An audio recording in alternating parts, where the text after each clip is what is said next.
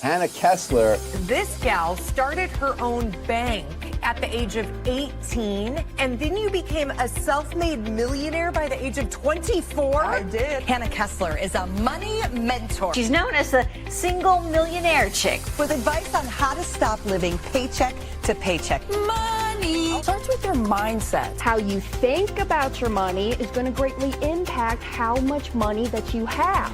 I grew up in a town called Olathe, Kansas. I'd be walking out of the door, going to school, and my mama would holler at me, "Hannah, make good choices." And I'd have to holler back, "Because the choices I make today will affect my future." My parents, they did a very good job about teaching me as a child how to handle my money. We have a lack of understanding when it comes to money. If you want your kids to have money, you need to start talking to them about it while they're young. I'm really second generation to this concept that's called the infinite banking concept. And at 18 years old, my dad gave me the choice to start my own bank that then led me to becoming a millionaire by the time I was 24. Now you've written a book to help tie it all together. So the companion is really just teaching kids that, not specifically money, but really important life lessons. Now being the owner of the Money Multiplier, I help serve over 17,000 clients in every state of the country.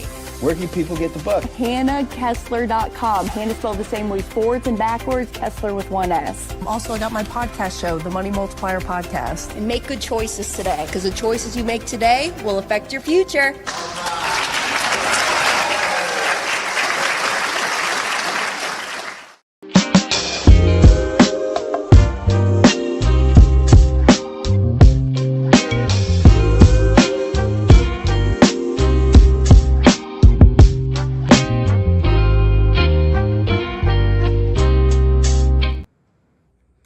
Well, good morning, my friends. Hello, happy Thursday. I see my folks in the chat box too right now in the comments. Good morning, good morning. And hey, one thing I want to say, I applaud y'all, all right? My people who keep showing up every Thursday. You are doing so much service to yourself and your growth when it comes to your financial life and your money. I just had a conversation actually on the podcast. I'm bringing in one of our implementation agents, and we're having a conversation. Wesley, all right, and some of y'all know Wesley. He may be your assigned implementation person. And if y'all don't know, so implementation person, if you're a part of the Money Multiplier, you started your infinite banking journey with us over here, you have a designated person that you can go to for anything, servicing, strategy, having them build you out tools to help you use this system and incorporate into the banking function of your life. I'm just kind of surprised not a lot of people utilize them more. All right. But Wesley, he's a part of the team, and he started off as a client. I mean, everybody on our team, they were all clients. First was doing this, implementing this, found their passion, and then now they're like, hey, I really love this. Like, do you need help over there? Because here's my resume. Let me come and help y'all. Even Dad and Chris Noggle, all of us, myself, I was a consumer of this before really diving in and finding my passion to just educate and help other people, just because it's been so transformational in our lives. You know what I mean? But anyways, Wesley. So Wes, I call him my 17-pound brain. He is a wizard at math, spreadsheets, and just really strategizing with folks. So it's a lot of fun. So I do encourage y'all, continue to learn, continue to absorb information, new information. Matter of fact, I was actually on the phone with somebody like 2 days ago. And they're clients, they have policies. And she told me, she goes, did you know over the last 15 years, every single day, they have been making 2 changes to the tax code every single day for the last 15 years. And I'm like, holy crap, no, I did not know that, because I'm still a student of taxes. We're learning that whole world structure and everything like that.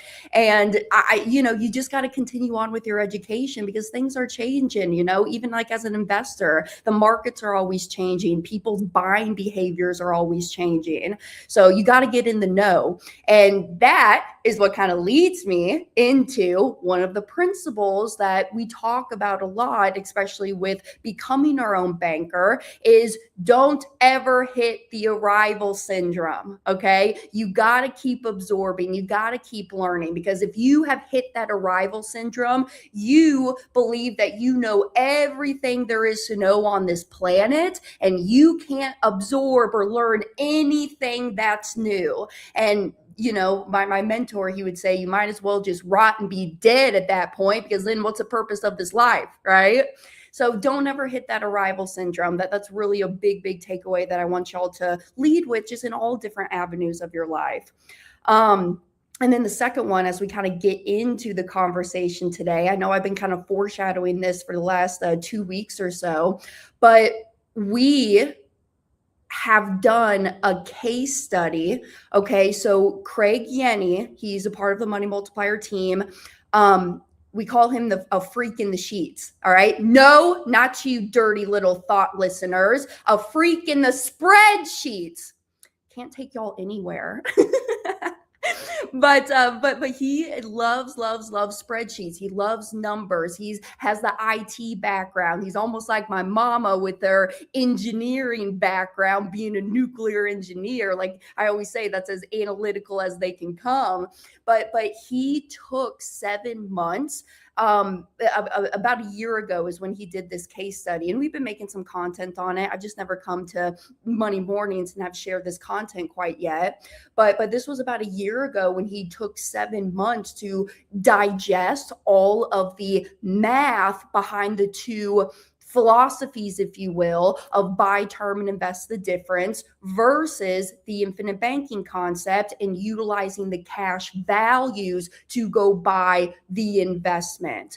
And he ran like a whole bunch of different case studies. Hey, what if I go and invest these dollars into just strictly the S&P index? Or what if I have like a blended portfolio of 60% stocks and 40% bonds? What if I just go take all of this and go buy some mutual funds? Okay, so he did like a lot of number crunching and just doing different scenarios, and even taking it over the course of different times within the market, right? Because there's a difference between average rates of return versus actual rates of return. All right, there's a big, big difference there. And here, I'll even give y'all a resource. Okay, I'm going to pull out our book, Mapping Out the Millionaire Mystery. All right, if you want this book, send me an email. Okay, Hannah spelled the same way, forwards and backwards. Hannah at themoneymultiplier.com, and I will send you the ebook. Or if you want the hard copy, you like to flip through the pages, kind of like myself. I'm still definitely a pen and paper girl. We're getting better. I'm just starting to like upload things to digital. But if you want to flip through the pages too and like make your notes, just pay for the shipping costs. I'll ship you a copy of it. Okay. But in this book, Mapping Out the Millionaire Mystery, on page 36, we get into the subject matter of average versus actual rates of return. Okay. And it's right here. It kind of gives you a big old chart to look at if you're kind of visual like myself. But here's the difference, right? Because a lot of people will say, hey, give me your money, and over the course of 10 years, I'll give you an average rate of return of 25%. Okay, that sounds pretty cool. I mean, most of us will say, wow, the average rate of return, 25%. That I'm kind of liking that. All right. But what I want to know as an investor, when I'm always analyzing my deals, what is my actual rate of return? Meaning when I put money or capital into this investment or product, At the end of it, when I want to take it out, how much am I actually taking out? What is that actual rate of return from what I put in to actually what I'm taking out?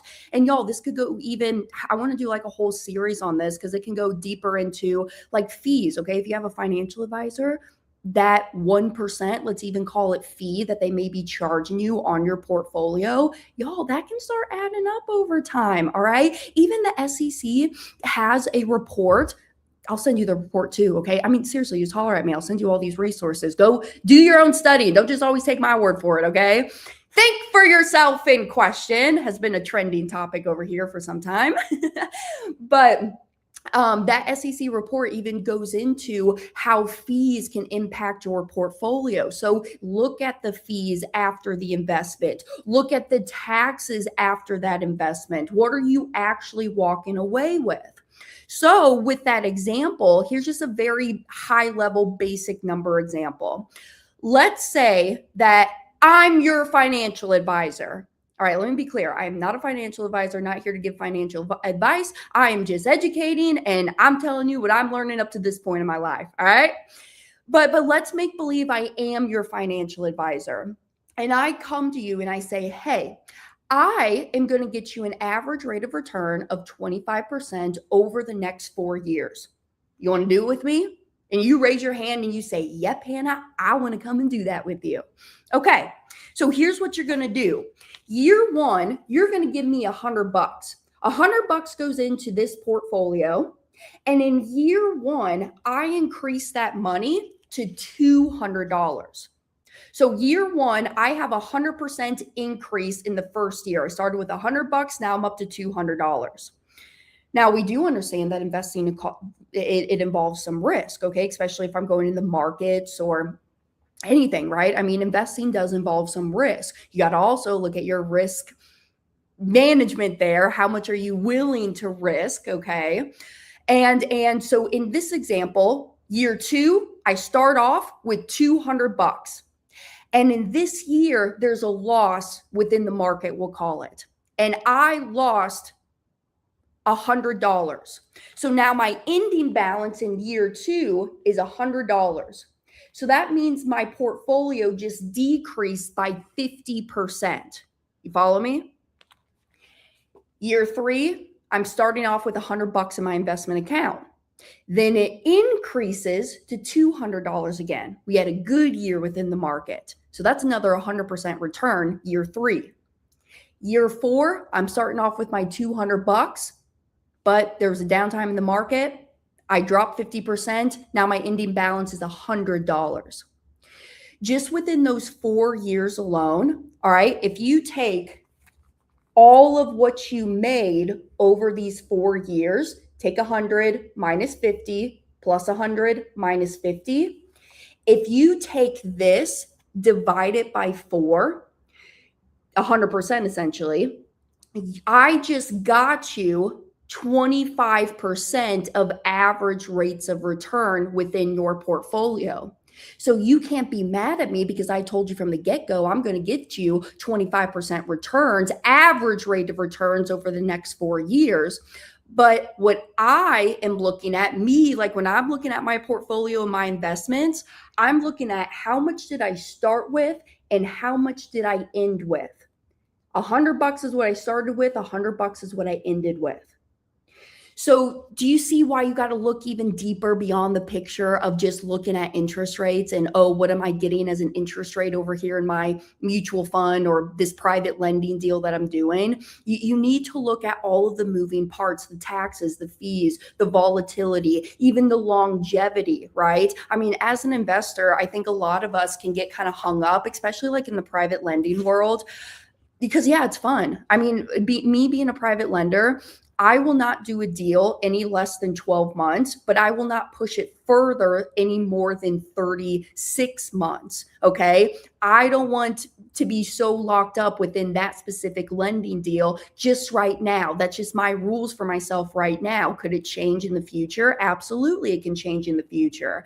But I know just like sometimes as lenders, when you're not always, when you don't have that money out there for that long amount of time, or kind of just only focus on the interest rate, but you're not looking at, hey, what is after taxes? Okay. If there are any fees there, what's after that? And then from there, what is my investment income that I did receive from this? Okay.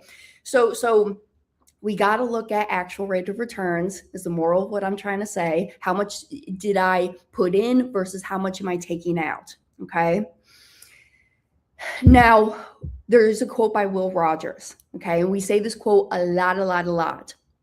The problem in America isn't so much what people don't know. It's what people think they know that just ain't so. So a lot of the things that we've been taught, and specifically because this is Money Mornings with Hannah, it's specifically about our money, our wealth, may not actually be the truth. And so when you're going out there and you're following these big financial gurus, the financial entertainers, I like to call them, you can't just always take their word like it's everything. You got to go think for yourself, and you got to question, because the problem in America isn't so much what people don't know, is what people think they know that just ain't so. So a lot of the folks who are following the masses of, oh crap, whole life is a scam, you shouldn't be doing that, you need to go buy term and invest the difference. Really, what are we saying? Why? I'm always asking the why question behind it. It's like I'm a 2-year-old toddler and I cannot get out of that stage of asking why. You see what I'm saying? You always have to ask the why. Actually, my mom's in the back of my head right now, because my mother tells me, she goes, Hannah, if you don't understand something, you continue to ask questions until you fully understand it.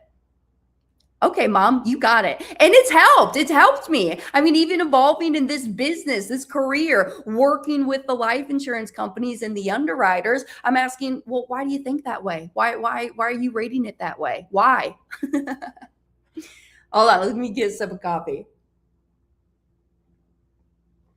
Today's mug, by the way, I love mugs. Today's mug is Boss Lady. I found her at Walmart. Actually, when I was in my van, I remember buying this mug. I was like New Mexico. I was out west last year, 2024. No, was it 23? I had my van in 24. Flooding incident. We can have a conversation later. But 2023, I remember walking through Walmart because I needed a new spatula. I broke my spatula. It was stupid. Another story. But I walked into Walmart, needed a new spatula, and you walk by all the mugs, and I'm like, ooh, she's cute. I kind of like her. So she was a van mug. Now she's a house mug. All right. So this assessment that I'm going to share with y'all, all right, as I mentioned, I could go so deep into all different directions of even getting into retirement income, sequence of returns. We can even talk about the drawdown effect on like an investment portfolio. Because, right, let's talk about the why for a second, all right? As we just got off of why. Why are we doing the things that we do with our money? Why? I mean, what is your why? Why are you doing the things that you do with your money right now? Why? And you should have an answer for that.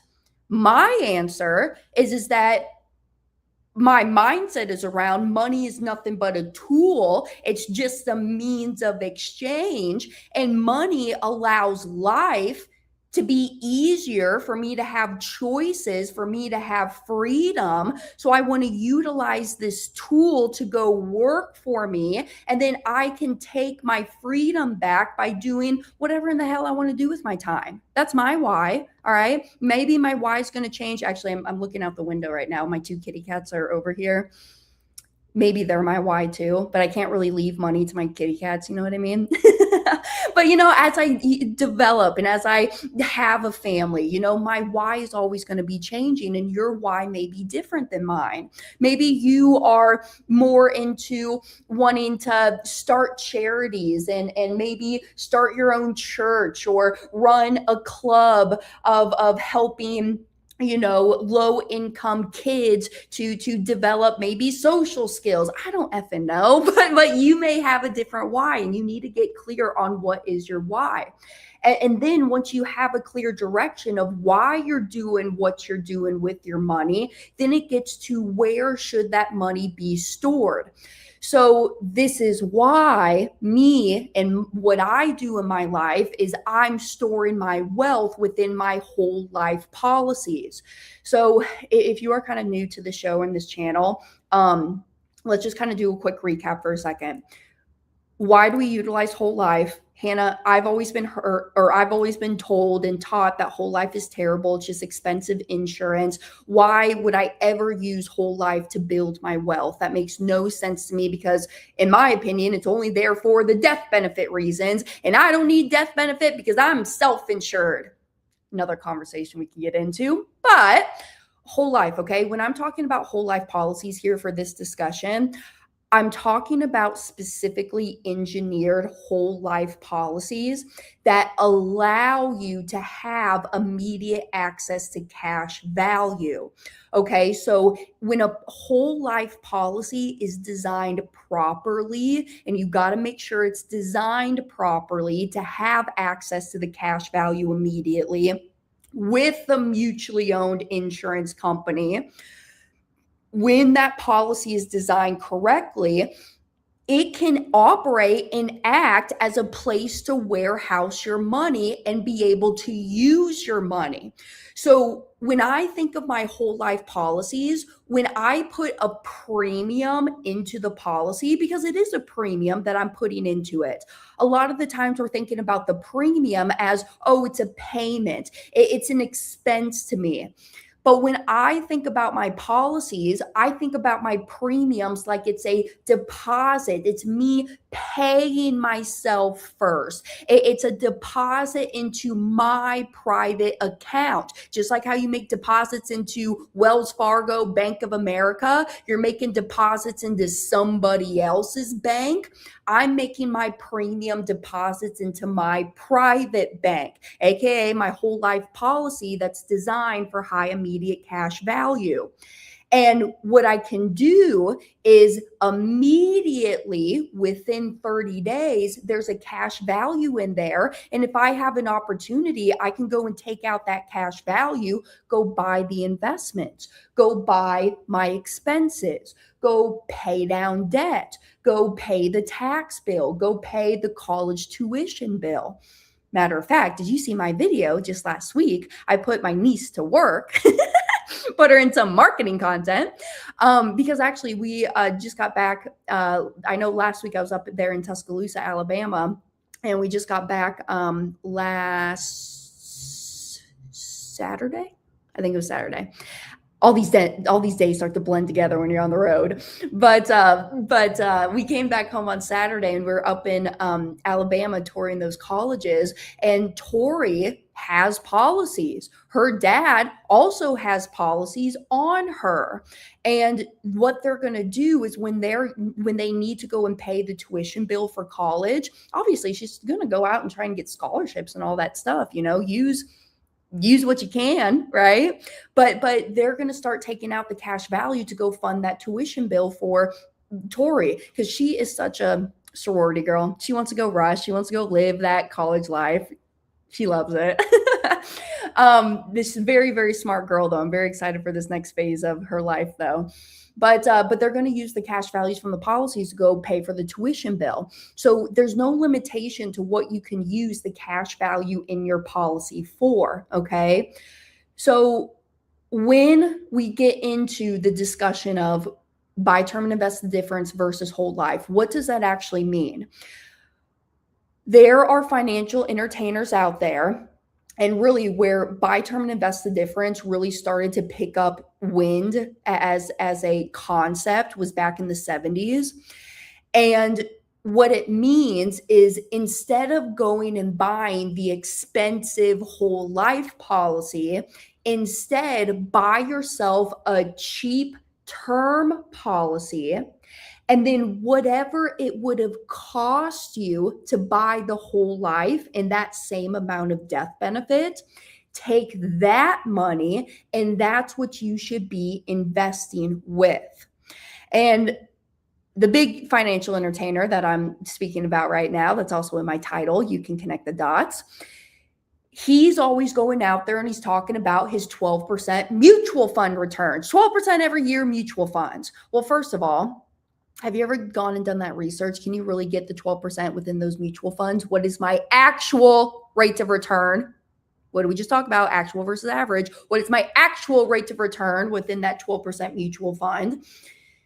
So that's where the whole buy term and invest the difference came from. Buy that cheap term, and then whatever it would have cost you to buy the whole life, take that money and then go and invest the rest. Okay. So I want to get into, if I truly compare an apples to apples of the whole life that's designed for the infinite banking concept versus the buy term and invest the difference.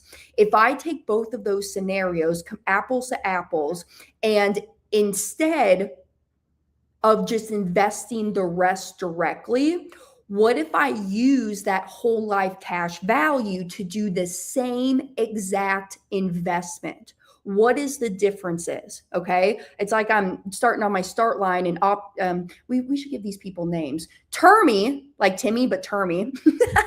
Where'd that come from? Termy is buy term and invest the difference. He is in lane A. And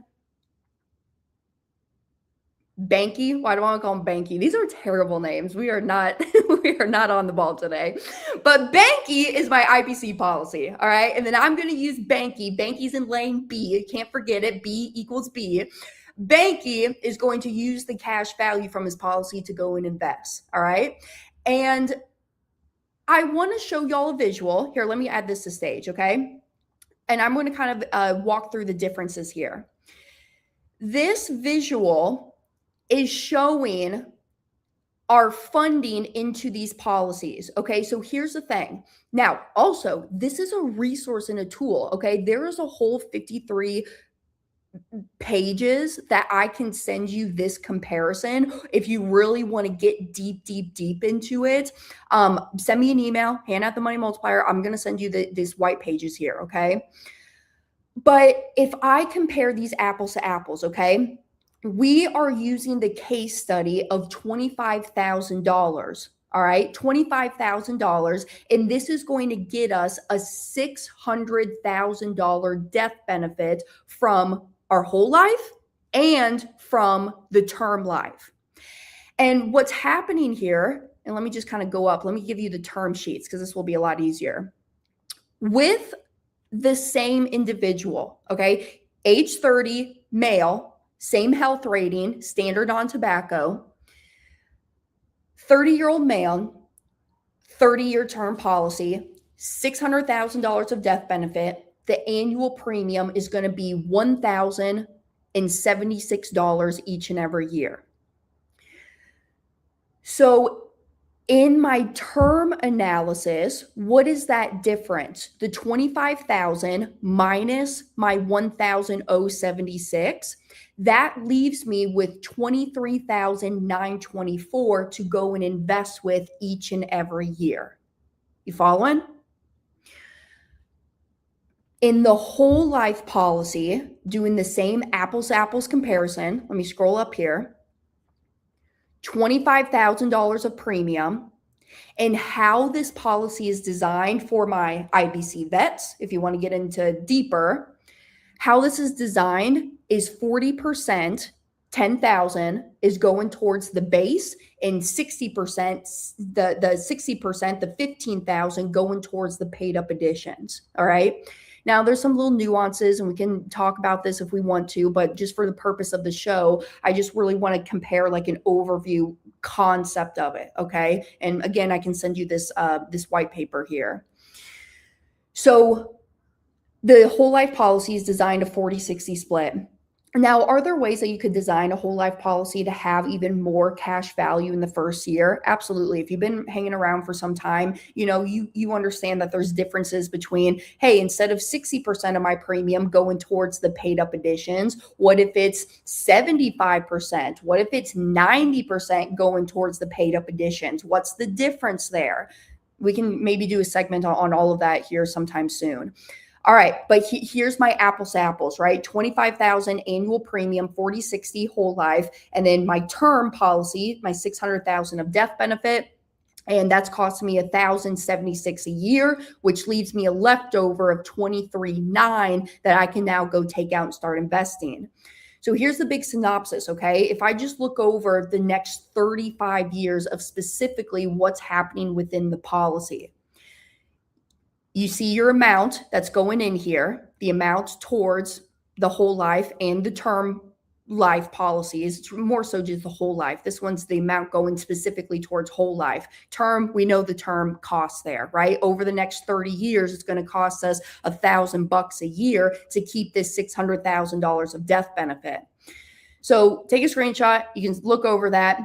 But the biggest thing that I want to point out here is that, hey, term is going to expire. We got to understand that term, at the end of the term, it's going to expire. And I'm not saying that term is bad. You know, if right now it makes more sense because you have limited income coming in. Maybe you're in a startup phase. Maybe like the prime example I always think about is that family that I had. He was a firefighter, the husband, and they just didn't have a whole lot of dollars cash flowing every month. The mother was a stay-at-home mom raising the kids, and because of his risky job, they wanted the death benefit protection, but whole life just didn't make sense right now. So they got a term, but they got convertible term. All right. There is the convertible term option as well that we touched a little bit on like 2 weeks ago.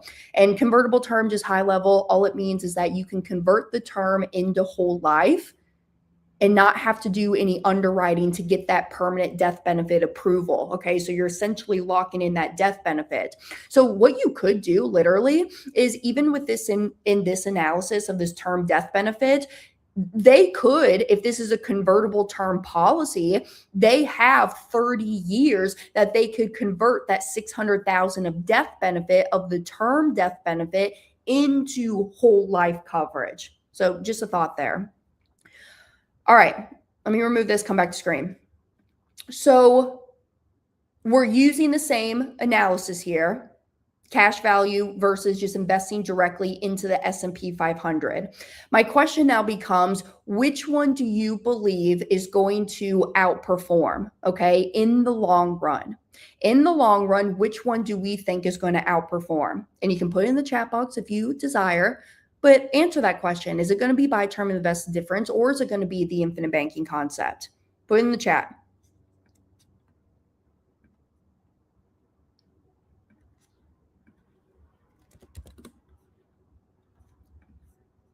Okay. Now, I first want to get into keeping it easy. And what if I compare these strategies to a savings account? Let's do a savings account first of buy term and invest the difference versus a whole life policy. Starting on the left, becoming your own banker, whole life policy. Oops. Oh, shoot. What did I just do? What in the heck did I just do? I took away my chart. Hold on. We're having technical issues. Let me remove this.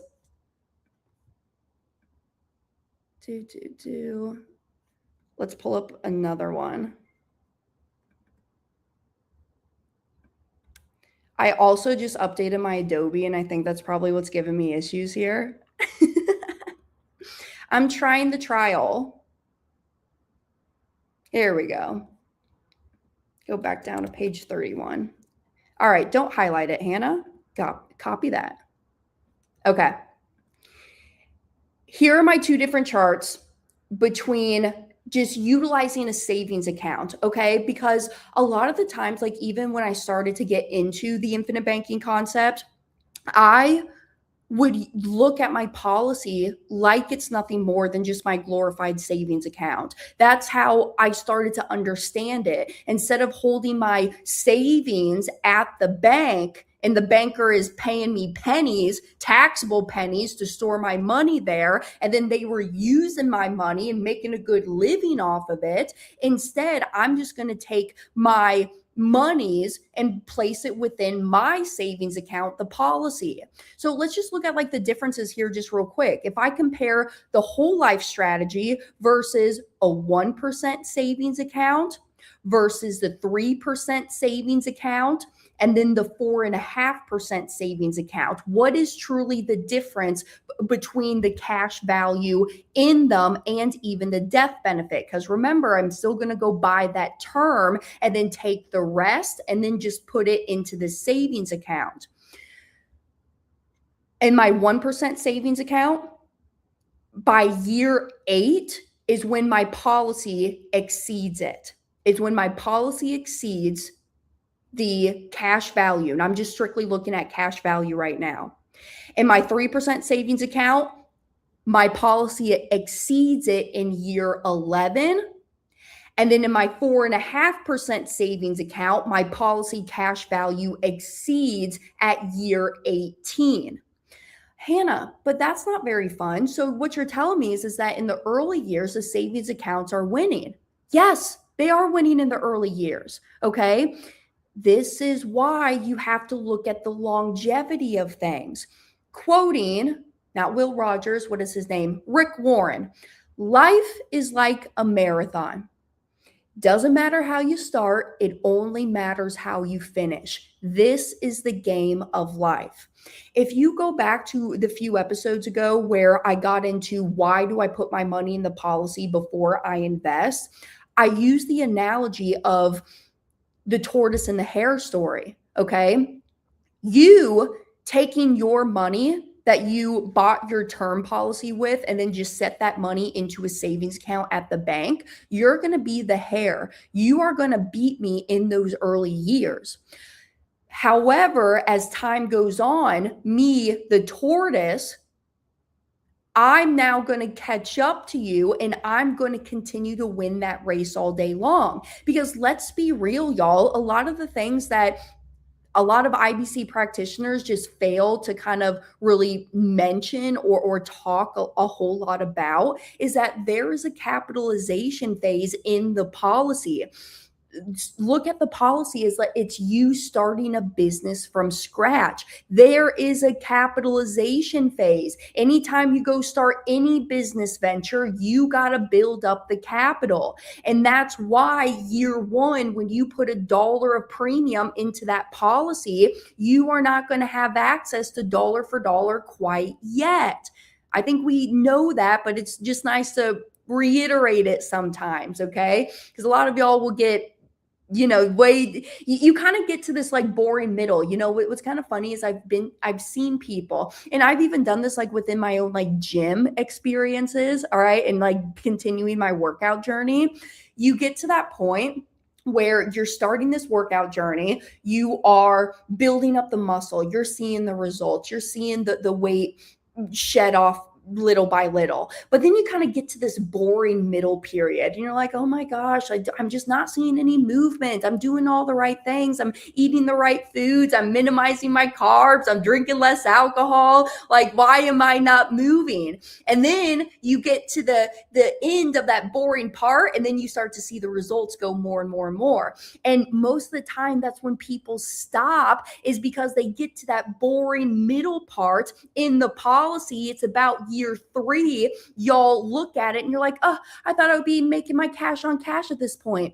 Y'all, it's starting a business from scratch. The whole idea with the policy is get to that 4th and 5th year. Those are really the magical years, I like to call them, okay? Could it happen sooner? Absolutely, all right? Depends on policy design. Are you doing a large dump in the first year, et cetera, et cetera? But the whole idea is get that policy to the 4th and 5th year, because by year 4 and 5, that's when the magic, if you will, and it's not magic, all right? The policies are magical, but there's nothing magic, okay?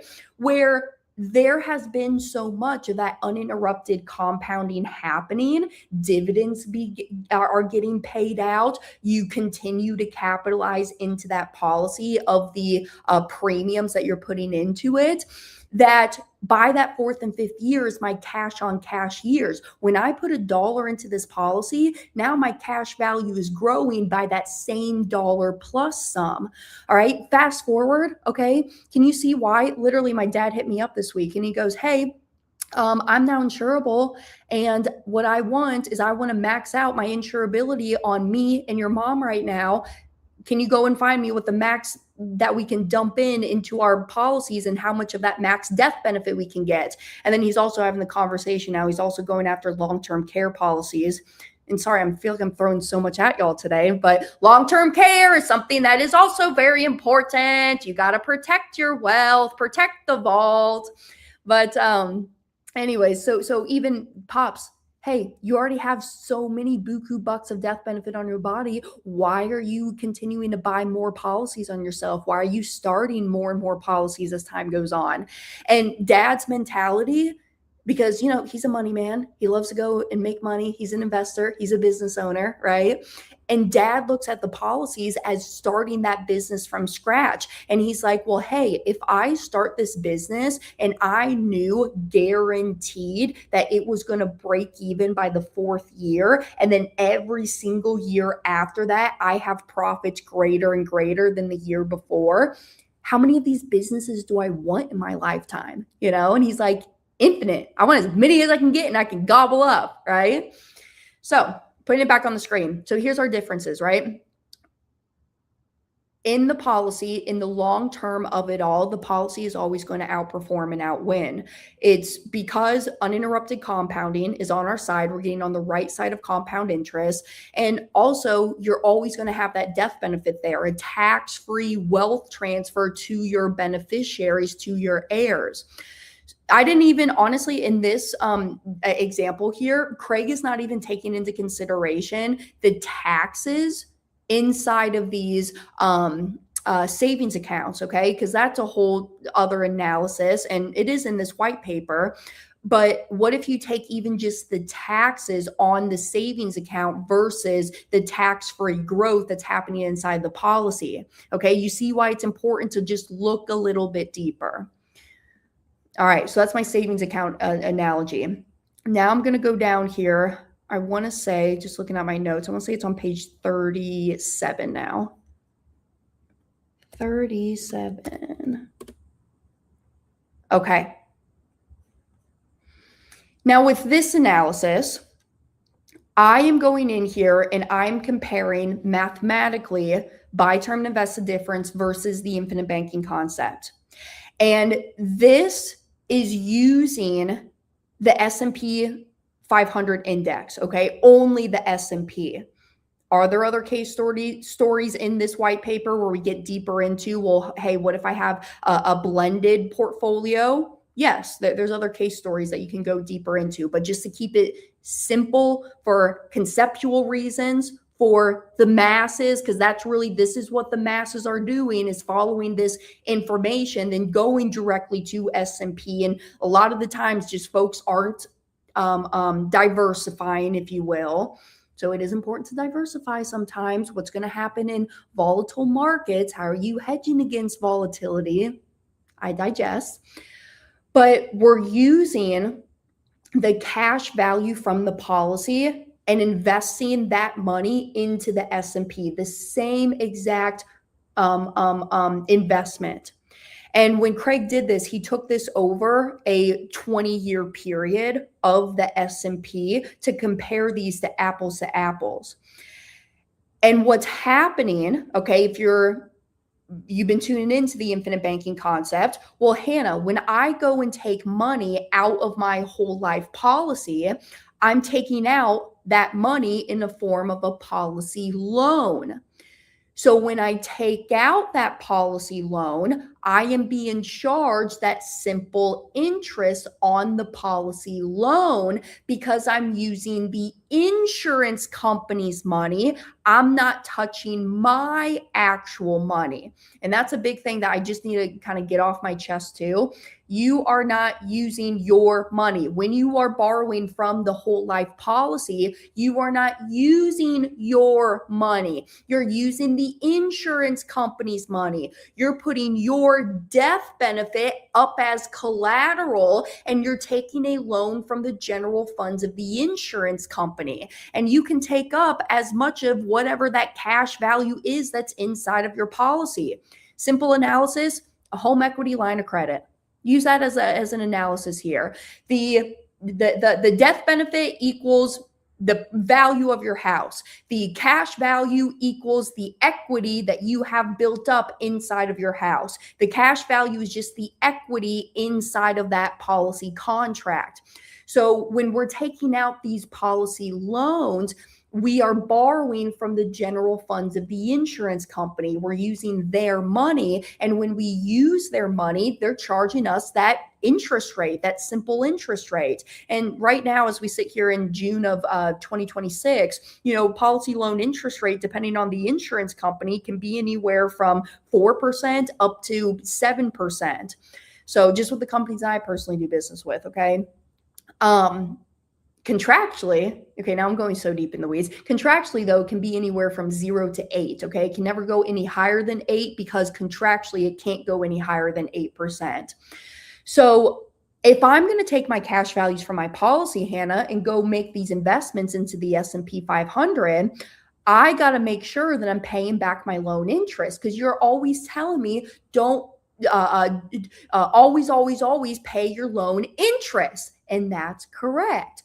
So in this analysis, what we're doing is we're taking the gains from the investment and we're paying back that policy loan interest with the gains. And here's something important to notice as well. It is the market. There's going to be up times, there's going to be down times.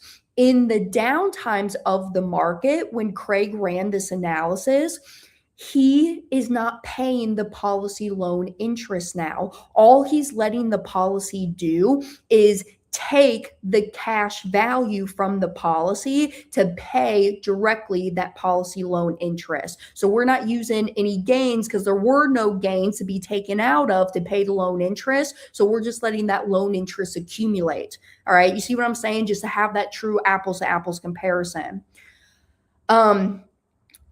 I really wanted to talk about direct versus non-direct recognition loans, but let me make a note. Let's maybe talk about this on our next segment so we don't go I don't run so over time right now. Making my note. All right, because I want to show you this. Let me add to Sage. Here's our charts here. My charts on the comparisons between being your own banker, utilizing the policy to invest in the S&P versus if I buy term and then I invest the difference. Where do I truly come out at? Here in the apples to apples comparison, without going so deep into the numbers right now, by year 19 is when you're going to see that switchover point where the policy, using the policy to be invested into that S&P versus just doing the S&P only, by year 19 is when the policy surpasses the buy term and invest the difference strategy. Because simply just look right here, cash value within the policy at this point, 711,000 versus 701 as my balance over here in my buy term and invest the difference strategy.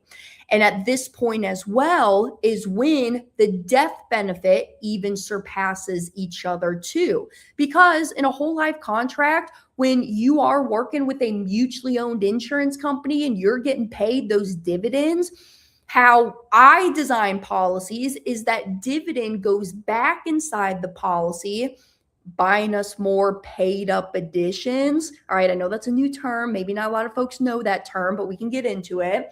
But that dividend goes back inside the policy, buying us more PUA.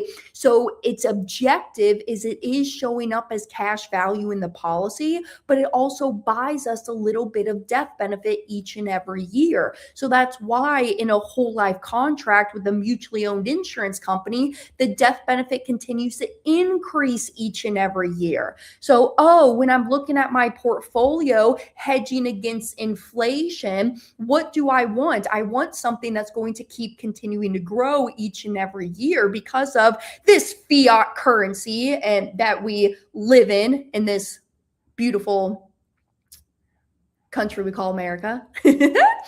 We do not have our money tied to gold no more, and thus there's no standard on our dollar, and thus inflation is going to continue to rise and rise and rise. So how do I hedge against that? How do I protect my money, protect the vault that I have? Well, hey, I can go and put my dollars into something that's going to continue to increase each year, especially too, just looking at the life insurance aspect of it. I want something that will keep up with inflation because, hey, the same $1 today does not equal the same $1 back in 1975. You see what I'm saying? So we do want to keep that going and going because of the hidden tax called inflation.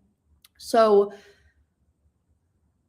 I think the last point I really want to touch on too is the taxes behind it all. Okay. As I've been continuing to dive deeper and deeper into my personal tax journey, it's important to look at these taxes and how does this affect your investment portfolio? Because, by the way, I just had an hour-and-a-half meeting with my tax person yesterday. After that, I'm like, I got so much to do. Oh my goodness, I'm a little overwhelmed. But remember, Rome was not built in a day, Hannah Kesler, so it's okay to take some time.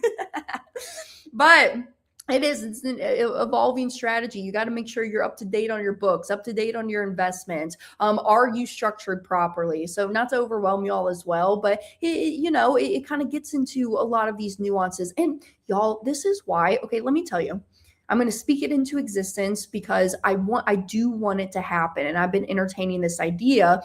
However, I've just been kind of focused on some other stuff right now, but it will come. All right. We're at our rightful years of 26, but I would love to have a place because you know what I've noticed? There is no one-stop shop for everything money related.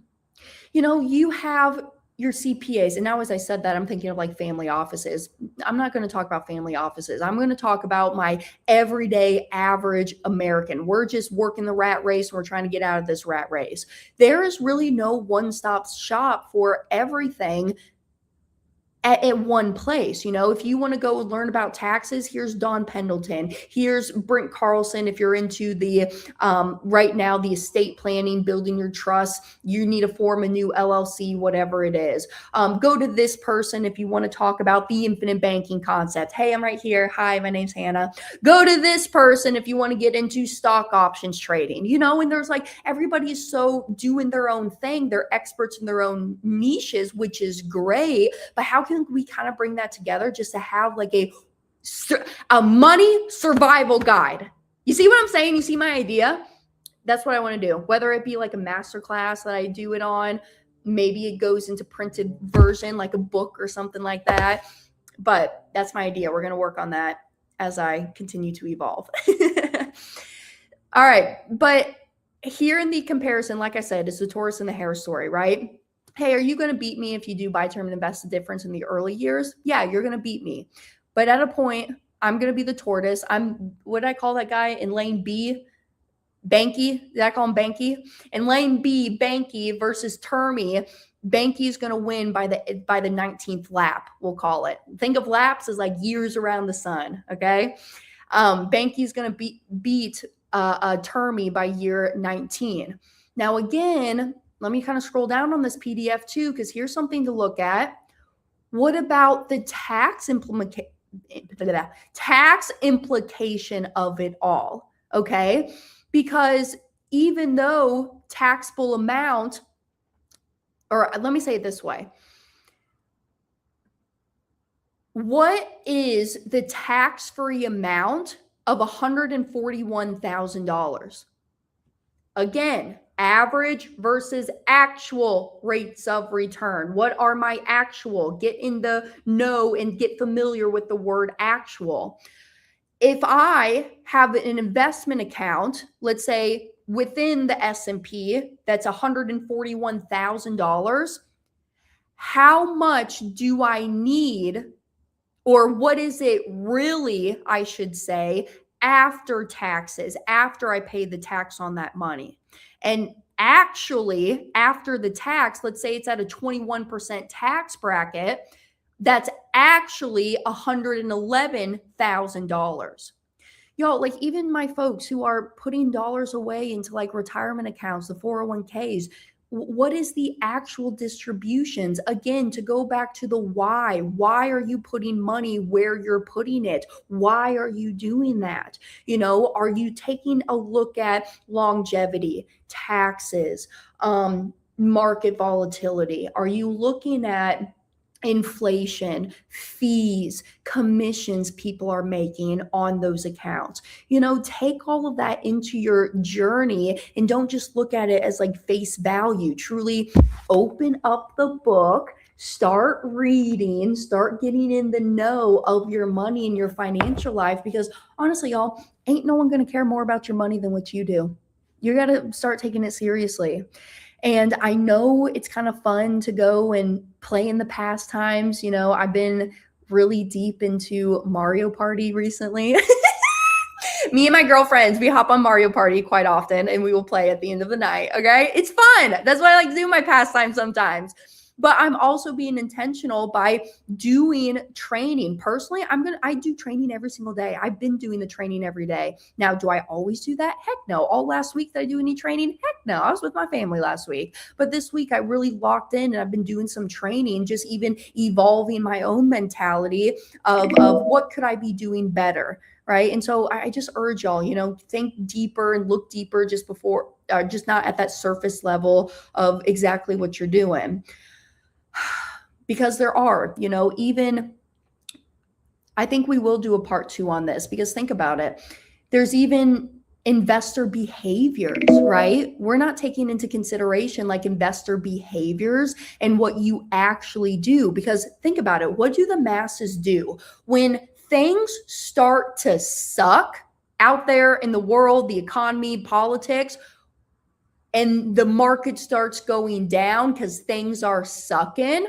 What do people start to do? They will start to sell. And now y'all are selling at the low. But what does Warren Buffett's famous term always say? Buy low, sell high, don't lose money. So there's FOMO. There's even this whole, his name is Dalbar. It's Dalbar, quantitative analysis of investors. All right. If you really, really want to get into it, Dalbar, D-A-L-B-A-R. They did this analysis of investors, of what the investor behaviors actually like. Like you can tell yourself from the get-go, okay, I'm going to get into the S&P 500. I'm going to just buy it and I'm just going to hold it. And a lot of the times when things start sucking, you will just totally sell out. You just sell. But that's just the normal emotional behaviors, right? And again, you kind of have to have that logical thinking behind it all. Anyways, lots of thoughts here. Okay. Hopefully this wasn't too overwhelming, but I do know that I just really wanted to get into this and kind of talk about it with y'all too. I think probably not next week. All right. Yo girl's going to be in Canada. We're going up to Sonora Island. Have y'all ever been there? I've never been. Excited. We're flying into Vancouver and then we're taking a seaplane to Sonora. That will be cool because it's all about the experiences. That's all what life's about, the experiences. But my flight leaves on Sunday. Gonna go over. We're taking the seaplane to Sonora Island. You know, it's gonna be woodsy. It's gonna be fishing. It's gonna be get a massage in the woods type of vibe, right? And then actually I am going to be in Los Angeles right after that. So next week, if you're in the LA area, Californians, holler at your girl. I'm going to be in town. There is an event going on. If you want to come and join me or learn more about how you can attend that event, Hannah@themoneymultiplier.com, send me an email. But probably I'm not going to be here next week just because I am going to be on the West Coast time. And I'm sorry, y'all, I know myself enough to know that my brain is not operating at 6 a.m. Okay, I love y'all, but I will catch you the following week. But why I bring that up is because even we can get into distributions from these different accounts and what is the end game when I am taking out these distributions? What's the comparisons between termy and banky? Okay. And we can even get deeper into that. So lots of material here. I mean, just continue to evolve, keep doing your learning. Again, why? Just why? Think of yourself as a 2-year-old toddler. Why are you putting your money where you're putting it? Why? What's the benefits? What are the risks? What are the upsides? What are the fees, the commissions? Just look at it as a picture. Just really think deeper with yourself. And if you need help with that thinking, holler at me. I'm always here. That's what I do day in and day out, is just talking with you folks on the phone all day long. But without further ado, I am done. I think we should do a stopping point for right now, all right, because I know it's a lot of information. But hey, if you do want to join me later on today, there is a webinar that's actually starting right now at 10 o'clock. I'm going to be speaking at 1:30 today. Let me go grab the link for y'all. I'm going to put it in the chat box.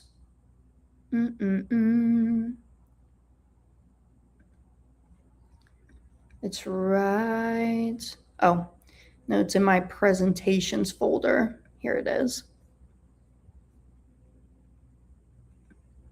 Copy link.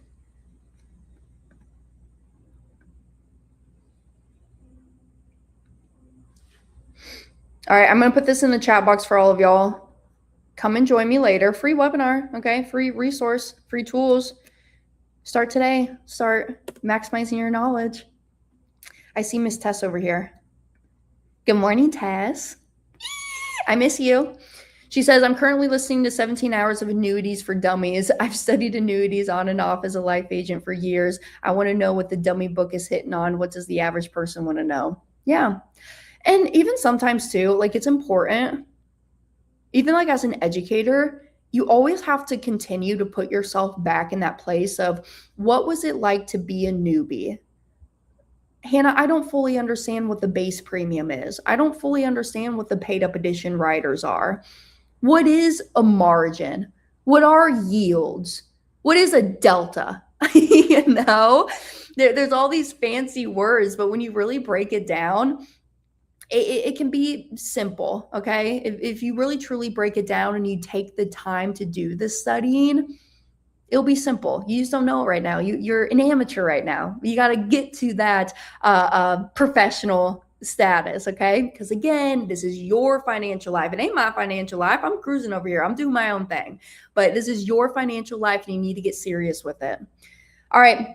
I will see y'all on 1:30 Eastern time today, okay? Come and join me. I put it in the chat box, or reach out to me directly. I'll send it to you too. But free webinar, and it's for my business owners, my entrepreneurs, my people who just want to go deeper into their personal financial situation. That'll be a good webinar for y'all. All right. What does Mama TK always say? Make good choices, because the choices you make today will affect your future, my friends. All right. Love y'all. Mwah. Bye.